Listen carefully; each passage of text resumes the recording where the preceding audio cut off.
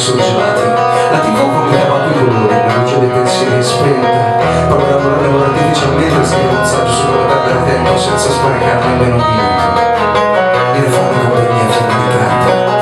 Perdi di comune il labirinto di un monolocale per coltivare il miraggio di stare con i piedi per terra sopra il pavimento di un quinto piano condominiale.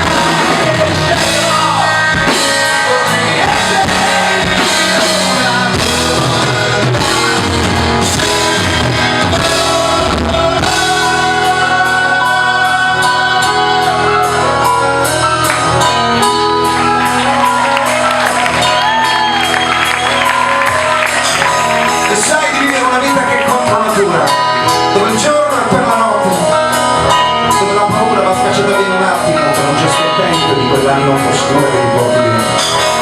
In fondo naturale inseguire il destino, perdere l'innocenza per sentirsi bambino, che le faccia passare le circostanze.